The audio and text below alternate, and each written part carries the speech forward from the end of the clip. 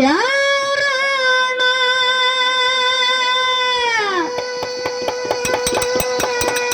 ಹೌದು ಹೌದು ಬೇರೆ ಮಾಯಕ ಸೌಂಡ ಇನ್ನು ಹತ್ತರ ಹಾಡು ಚಾಲು ಮಾಡೋಲೇನ ನಾನ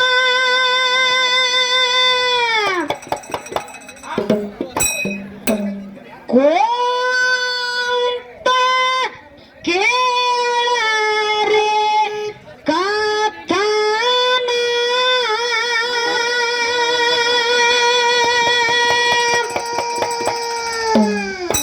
ಕೆರ್ರನ್ಬೇಕು ಮಾಯಕ ಹತ್ತು ಮುಡುಗರಂಗ ಪತಿವ್ರತೆ ಭಾಗ್ಯರತೆ ಕಥೆಯ ಹೇಳತ್ತೇನೆ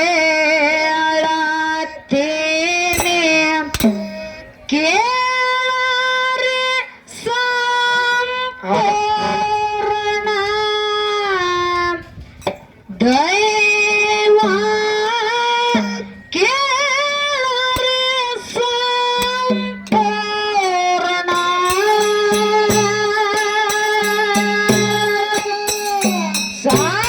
ಸಾಬನೆಗೆ ಶರಣ ಮಾಡಿದ ನಾನ ಕೋಂತ ಕೇಳರೆ ಕಥನ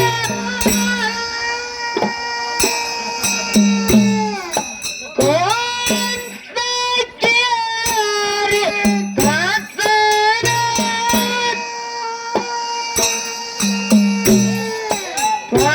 ಪತಿವ್ರತೆ ಭಾಗ್ಯರತೆ ಕಥೆಯ ಹೇಳತ್ತೇನೆ ಕೇಳರೆ ಸಂಪೂರ್ಣ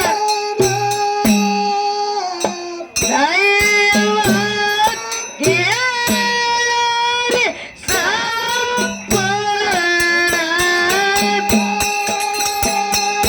ಏ ಕನ್ನಡ ನಾಡಿನ ಹೆಣ್ಣು ಮಕ್ಕಳಿಗೆಲ್ಲ ಕೈ ಮುಗಿದು ಹೇಳ್ತೀನ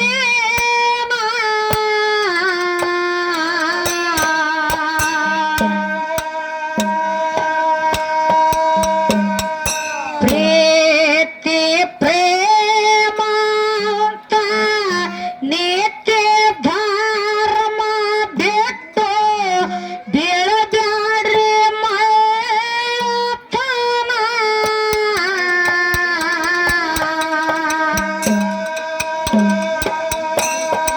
ಏ ಸುಳ್ಳು ಮಾತಲ್ಲ ಕಳ್ಳ ಕರಗುವಂತ ನಡೆದ ಸತ್ಯ ಘಟನಾ ಕೇಳರೆ ನಡೆದ ಸತ್ಯ ಘಟನಾ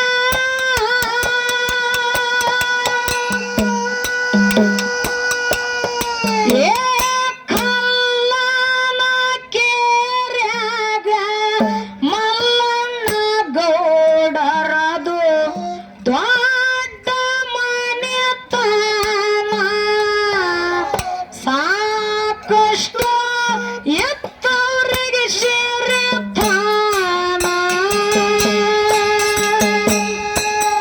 ಸಾಬನೆಗೆ ಶರಣ ಮಾಡೋಲೇನ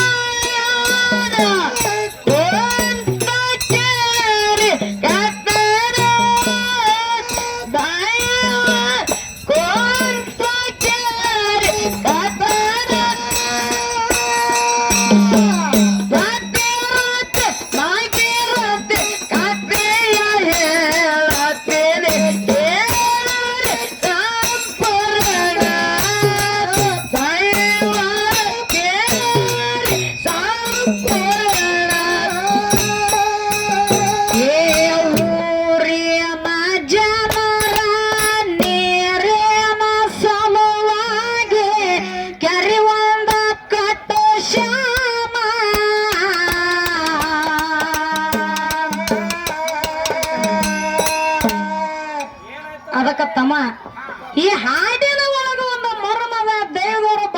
ಸಾಕ್ಷಿ ಕೊಟ್ಟ ಕೇಳಬೇಕು. ಅಂತ ಮರಮ ಏನದಿದ್ರಾಗ ಕಲ್ಲನ ಕೇರಿ ಒಳಗ ಮಲ್ಲನ ಗೌಡ ಅಂತೇಳಿ ಊರು ನಡೆಸ್ಕೊಂಡು ಹೋಗುತ್ತಿದ್ದ. ಅವಾಗ ಏನಾಯ್ತವ ಆ ಊರು ಜನರಿಗೆ ಬರಗಾಲ ಬಿದ್ದಿತ್ತು, ನೀರು ಕುಡಿಲಾಕ ಸಿಗುತ್ತಿತ್ತಿಲ್ಲ. ಅವಾಗ ಊರು ಗೌಡ ವಿಚಾರ ಮಾಡಿ ಊರು ಜನರ ಸಲುವಾಗಿ ಏನಾದ್ರೂ ಒಳ್ಳೆ ಕೆಲಸ ನಾ ಮಾಡ್ಬೇಕಂತ ತಿಳ್ಕೊಂಡ. ಹೌದೌದ್ರಲ್ಲ ಊರು ಹೊರಗ ಕೆರಿ ತೋಡ್ಲಕ್ಕ ಚಾಲು ಮಾಡಿದ. ಆ ಕೆರಿ ಎಷ್ಟೇ ಗುಂಬ ಹಡ್ಡಿದ್ರು ಸಹಿತ ಒಂದು ಹನಿ ಆ ಕೆರಿ ಒಳಗ ನೀರು ಬರಲಿಲ್ಲ. ಹೌದಿವ ಬಂದಿರ್ತಕ್ಕಂತ ನೀರು ಹರ್ಕೊಂಡು ಬ್ಯಾರೆ ಕಡೆಗೆ ಹೊಂಟಿತ್ತು. ಅವಾಗ ಬಾಳ ಮನುಷ್ಯನೊಳಗ ಒಂದ ನೊಂದು ಏನ್ ಮಾಡ್ತಾನಪ್ಪ ಅಂತಂದ್ರ ಗೌಡ ಜ್ಯೋತಿಷರಿಗೆ ಬಂದ ಕೇಳ್ತಾನೆ. ಏನಂತ ಊರು ಜನರ ಸಲುವಾಗಿ ನಾ ಕೆರೆ ತೋಡ್ಲಕತ್ತೀನಿ, ಎಷ್ಟೇ ಗುಂಬ ಹಡ್ಡಿದ್ರು ಸಹಿತ ಕೆರೆ ಒಳಗ ಒಂದು ಹನಿ ನೀರು ಬೀಳಲ್ಲ ಆಗ್ಯಾವು.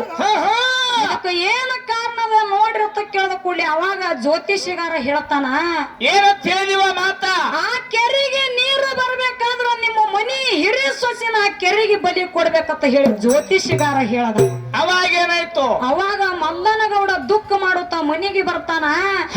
ಮನಿ ಒಳಗ ಬರುವಷ್ಟ್ರಾಗ ಗೌಡತಿ ಬಾಗಿಲೊಳಗ ನಿಂತಿದಳು. ಹೌದೌದ್ರಲ್ಲ ಗೌಡ್ರ ಕಣ್ಣಿನೊಳಗ ನೀರು ನೋಡಿ ಗೌಡರಿಗೆ ಕೇಳ್ತಾಳ, ಏನಂತ ಕೇಳ ಗೌಡ್ತಿ ನಮ್ಮ ನಿಮ್ಮ ಮದುವೆಯಾಗಿ 30 ವರ್ಷ ಆಯ್ತು, ಯಾವಾಗೂ ಕಣ್ಣ ನೀರು ಬಂದಿಲ್ಲ, ಒಂದು ದಿವಸ ನಿಮ್ಮ ಕಣ್ಣಿನೊಳಗ ಒಂದು ಹನಿ ನೀರು ನಾಡಿ ನೋಡಿಲ್ಲ, ಇವತ್ತಿನ ದಿವಸ ಯಾಕೆ ಅಳ್ಳಾಕತ್ತೀರ ಅಂದ ಕೂಡಲಿ ಅವಾಗ ಗೌಡ ಹೇಳ್ತಾನ, ಏನಂತ ಹೇಳಿದ ಮಾತ ಊರು ಜನರ ಸಲುವಾಗಿ ಕೆರೆ ತೋಡಕತ್ತೀನಿ, ಕೆರೆಗೆ ನೀರು ಬರ್ಲಾರ ಸಲುವಾಗಿ ಜ್ಯೋತಿಷ್ಯರಿಗೆ ಹೋಗಿ ಕೇಳದ ಕೂಡಲೇ ಜ್ಯೋತಿಷ್ಯಗಾರರು ಆ ಕೆರೆಗೆ ನೀರು ಬರ್ಬೇಕಾದ್ರೆ ಹೌದು ನಿಮ್ಮ ಮನಿ ಹಿರಿಯ ಸೊಸೆನ ಬಲಿ ಕೊಡ್ಬೇಕಂತೇಳಿ ಜ್ಯೋತಿಷಿಗಾರ ಹೇಳ್ಯಾನ. ಹೆಂಗ ಮಾಡೋದತ್ತಿ ಹೇಳಿ ದುಃಖ ಮಾಡಿ ಗೌಡ ಅಳತಿದ್ದ. ಅವಾಗ ಗೌಡತಿ ಗೌಡ್ರಿಗೆ ಹೇಳ್ತಾಳ, ಏನಂತ ಹೇಳವ ಗೌಡ್ರ ಮನಿ ಹಿರಿಯ ಸೊಸೆಪ್ಪ ಅಂತಂದ್ರ ನಡಗಂಬ ಇದ್ದಂಗ.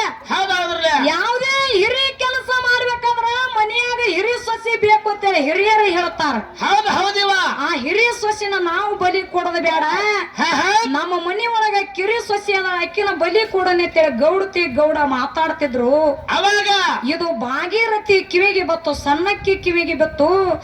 ಅವಾಗ ದುಃಖ ಮಾಡುತ್ತಾ ದೇವರಿಗೆ ಬೈತಾಳ, ಏನಂತ ಭಗವಂತ ನನ್ನ ಮದುವೆಯಾಗಿ 1 ತಿಂಗಳಾಗಿಲ್ಲ, ನನ್ನ ಸುಖ ಗಂಡಗೆ ಸಿಕ್ಕಿಲ್ಲ, ಗಂಡನ ಸುಖ ನನಗೆ ಸಿಕ್ಕಿಲ್ಲ, ಹೌದೌದ್ರಲ್ಲ ಒಂದೇ ತಿಂಗಳದೊಳಗ ನನಗ್ ಕರ್ಕೊಳಕತ್ತಿಲ್ಲಪ್ಪ, ಇದು ಎಂತ ಶಿಕ್ಷೆ ನನಗ ಕೊಟ್ಟೆ ಅಂತೇಳಿ ಭಾಗೀರಥಿ ಭಗವಂತಗ ಬೈತಿದಳು.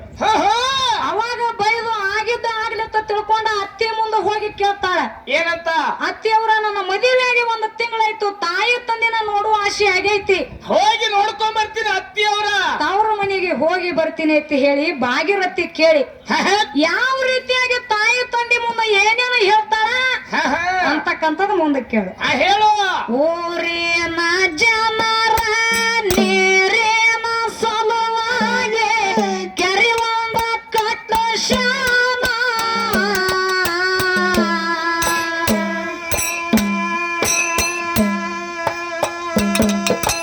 ನೀರ ಬೀಳಲಿಲ್ಲ ದಾರಿ ಕಡ್ದಂಗಾಗಿ ಜ್ಯೋತಿಷರನ ಕೇಳ್ಯಾನ.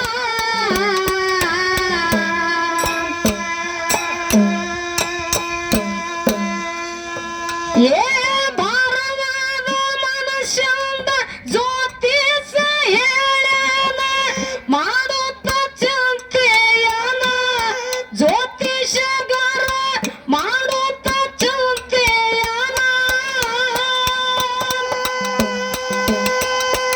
ಏ ನೀರ ಬರಬೇಕಾದ್ರ ಜೀವಮಾನ ಕೊಡ್ಬೇಕು ಯಪ್ಪ, ನಿಮ್ಮನೆ ಹಿರಿಯ ಸೊಸೆನ ಗೌಡ ಚತ್ತರಿಸಿ ಬಿದ್ದಾನ. ಸಭೆಗೆ ಕರೀರಿ ಮಡಿಲನ ಗೋಂತ ಕೇರಿ ಕತ್ತನ, ದೈವ ಗೋಂತ ಕೇರಿ ಕತ್ತನ.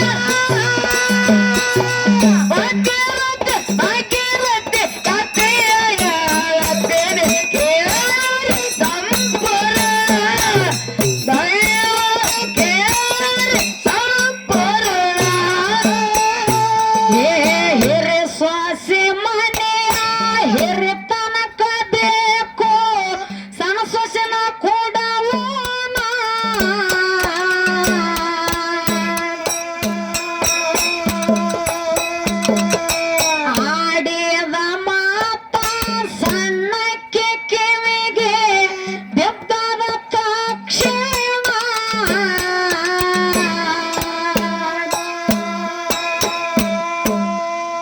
ಏ ಜೀವ ಹೋಗುದು ನೋಡಿ ದೇವರಿಗೆ ಬೈತಾಳ ಇದು ಎಂತ ಶಿಕ್ಷೆಯನ ಭಗವಂತ ಕೊಟ್ಟಂತ ಶಿಕ್ಷೆಯನ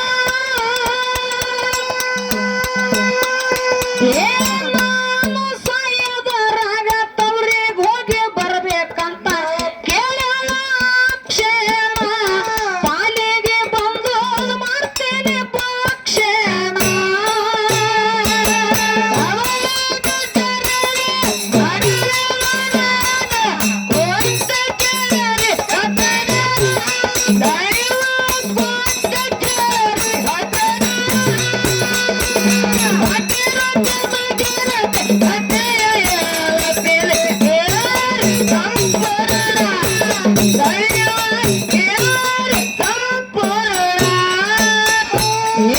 ಕಣ್ಣಾಗ ನೀರು ತಗಲು ಸಣ್ಣಾಗಿ ಬಂದಾಳ ತವರ ಮನೆಯ ತಾನ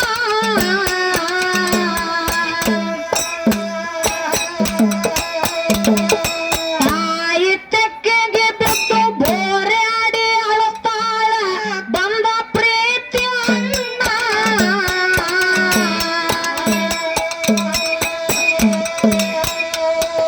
ಕುರ್ಚಿ ಮ್ಯಾಗ ಕುಂದರಿಸಿ ಎಲ್ಲಾರು ಕೇಳ್ತಾರ ಮುಖ ಯಾಕಾಗ್ಯದ ಸಣ್ಣ ಬಾಗು ನಂದು ಮುಖ ಯಾಕಾಗ್ಯದ ಸಣ್ಣ ಏ ನನ್ನತ್ತೆ ನನ್ನ ಮಾವ ಬ್ಯಾರೆ ಕೊಡ್ತಾರ ಅಂತ ಹೇಳ ಸುಳ್ಳವನ ಹಡದವರ ಮುಂದ ಹೇಳ ಸುಳ್ಳವನ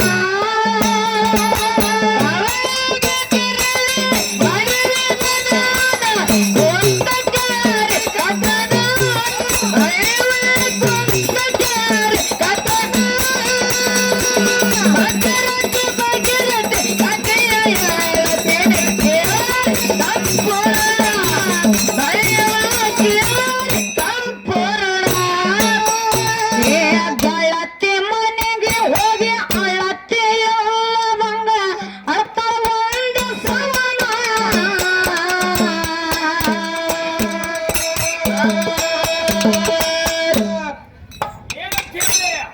ಅವರ ಮನೆಗೆ ಹೋದ ಕಾಲಕ್ಕ ತಾಯಿ ತಂದೆ ಎಷ್ಟೇ ಕೇಳಿದ್ರು ತಾಯಿ ತಂದೆ ಮುಂದೆ ಏನು ಹೇಳಿರ್ಲಿಲ್ಲ ಅಣ್ಣ ಬಂದ ಕೇಳ್ತಾನ ತಂಗಿ ಏನಾಗ್ಯದ ನನ್ನ ಮುಂದೆ ಹೇಳಂದ ಕೂಡ್ಲಿ ಅವಾಗ ಅಣ್ಣನ ಮುಂದೆ ಹೇಳ್ತಾಳ ಸುಳ್ಳ ಮಾತ ಏನಂತ ಹೇಳುವ ಸುಳ್ಳ ನನ್ನ ಮದುವೆಗೆ ಒಂದು ತಿಂಗಳಾಗಿಲ್ಲ ಒಂದೇ ತಿಂಗಳದೊಳಗ ನನ್ನ ಅತ್ತೆ ನನ್ನ ಮಾವ ಊರು ಜನರು ಕೂಡಿಕೊಂಡು ನನಗ ಬ್ಯಾರಿ ಮಾಡಿ ಕೊಡ್ಲಾಕತ್ತಾರಣ್ಣ ಹೆಂಗ ಮಾಡುದೈತೆ ಅಣ್ಣನ ಮುಂದೆ ಹೇಳಿದಳು ಅವಾಗ ಅಣ್ಣ ತಂಗಿಗೆ ಹೇಳ್ತಾನ ಏನಂತ ಹೇಳ ತಂಗಿ ಊರು ಜನರು ಎಲ್ಲಾರು ಕೂಡಿಕೊಂಡು ನಿನ್ನ ಅತ್ತೆ ನಿನ್ನ ಮಾವ ಕೂಡಿಕೊಂಡ ಬ್ಯಾರಿ ಮಾಡಿ ಕೊಡಾಕತ್ತಿದ್ರ ಸಂತೋಷದಿಂದ ಬ್ಯಾರಿ ಆಗು ನಿನಗ ಏನು ಕಡಿಮೆ ಬೀಳ್ತದ ಅದನ್ನ ನಾ ತಂದು ಕೊಡ್ತೀನಿ ಅರ್ಧ ಆಸ್ತಿ ನಿನ್ನ ಪಾಲಿಗೆ ಹಸ್ತೀನಿ ಅಂತ ಅಣ್ಣ ಹೇಳ್ದಕ್ಕರೆ ತಂಗಿಗೆ ಸಮಾಧಾನ ಆಗಲಿಲ್ಲ ಹೌದ್ರಲ್ಲ ಅವಾಗ ದುಃಖ ಮಾಡುತ್ತಾ ತವ್ರ ಮನಿ ಬಿಟ್ಟು ಬರ್ತಿರ್ತಾಳ ಬಾಲ್ಯದ ಭಾಗೀರಥಿ ಗೆಳತಿ ಬಂದ ಕೇಳ್ತಾಳ ಏನಾಗ್ಯದತ್ತ ಹೇಳ್ತಾಳ ಏನಂತ ಅವಾಗ ಕೇಳಿದ ಕೂಡಲೇ ಗೆಳತಿ ಮುಂದೆ ಏನು ಸತ್ಯ ಹೇಳ್ತಾಳ ಮುಂದೆ ಏನಾಗ್ತದ ಅಂತಕ್ಕಂಥದ ಕೇಳು ಹೇಳು ಗೆಳತಿ ಮನೆಗೆ ಹೋಗಿ ಅಳತಿ ಎಲ್ಲದಂಗ ಅರ್ಥ ಒಂದೇ ಸವನ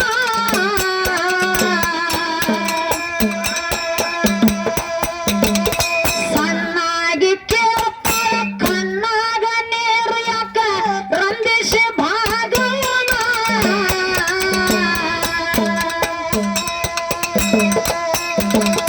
ನನ್ನತ್ತೆ ನನ್ನ ಮಾವ ಕೆರೆಗಾರ ಕೊಡ್ತಾರಂತ ಹೆಂಗ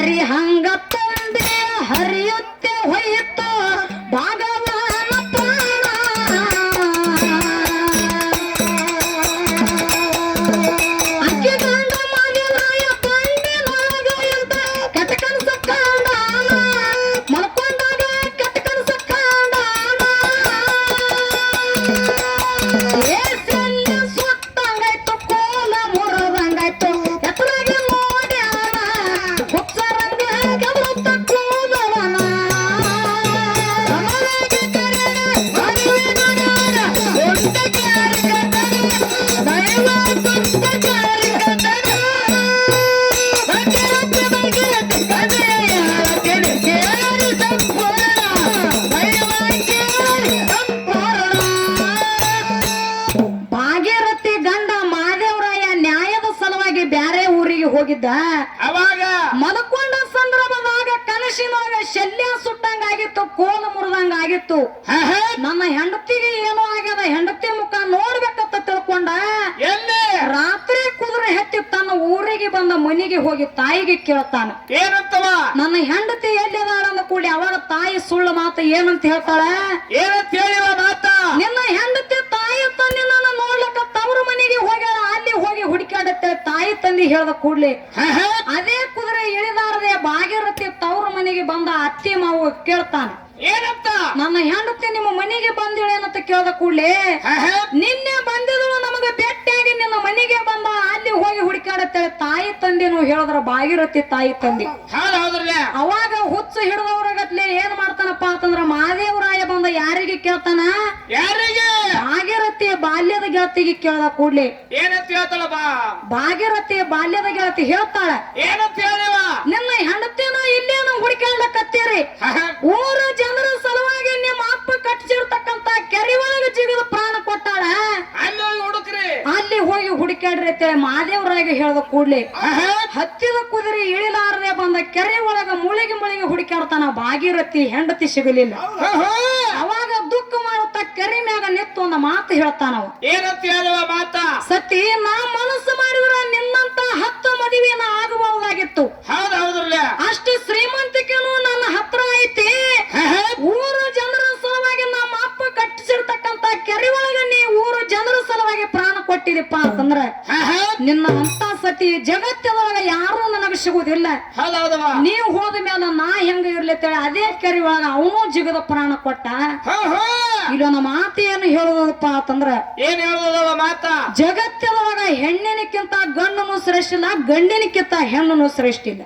ಹೌದ್ರಿವ ಇವು ಎರಡೂ ಒಂದು ನಾಣ್ಯದ 2 ಮುಖಗಳಿದ್ದಂಗ ಅದಾವು, 2 ಕಣ್ಣುಗಳಿದ್ದಂಗ ಅದಾವು ಅಂತಕ್ಕಂತ ಮಾತು ಸಭಾದಾಗ ಕೈ ಎತ್ತಿ ಹೇಳುವಂತ ಮಾತೈತಿ. ಹೌದವ ಆದ್ರೂ ಕೂಡ ಇವತ್ತಿನ ದಿವಸ ಈ ಕವಿ ಒಳಗ ಏನು ತಿಳಿಸ್ಯಾರ, ಏನ್ ತಿಳಿಸ್ಯಾರ ಹೆಣ್ಣಿಗೆ ಜಗದ ಕಣ್ಣು ಅಂತ ತಿಳಿಸ್ಯಾರ, ಯಾವ ರೀತಿಯಾಗಿ ತಿಳಿಸ್ಯಾರ ಅಂತಕ್ಕಂಥದ್ದು ಮುಂದಕ್ಕೆ ಕೇಳು. ಹೇಳುವ ಬೆತ್ತಾಲೆ ಕುದುರೆ ಹತ್ತಿ ಓಡಿಸುತ್ತೆ ಬಂದು ಕೇಳನ ತಾಯಿನ,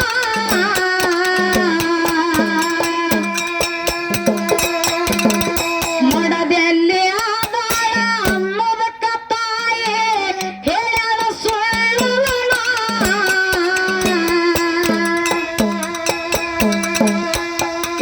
ತವರಿಗೆ ಹೋಗ್ಯಾಳ ಅನ್ನೋದಕ್ಕ ಕುದುರೆ ಹತ್ತನ ಕ್ಷಣ, ಕೇಳರೆ ಹತ್ತನ ಕ್ಷಣ, ಅಲ್ಲಿ ಕಾಣದಕ್ಕ ಹೋಗಿ ಕೇಳತಾನ ಮಗವನ ಗೆಳತೇನ, ಮಾತ ಕೇಳಿ ಹೊರದಂಗ ಇತ್ತು ಬಾಣ,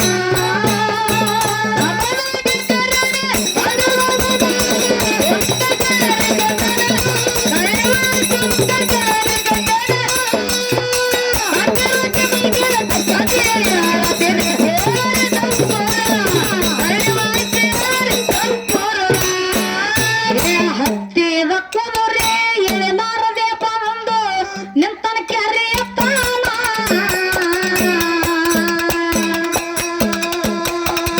ತುಂಬಿದ ಕೆರೆಯಾಗ ಮುಳುಗಿ ಹುಡುಕ್ತಾನ ಗಂಭೀರ ಭಾಗವನ,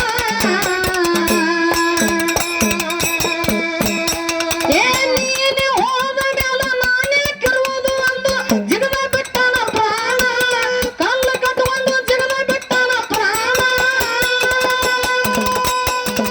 ಮನಸ್ಸು ಮಾಡಿದರ ಮದುವೆ ಆಗಬಹುದಿತ್ತು ಎಂತ 10 ಹೆಣ್ಣ, ಸಾಕಷ್ಟು ಇತ್ತಂಗ ಸಿರಿತಾನ,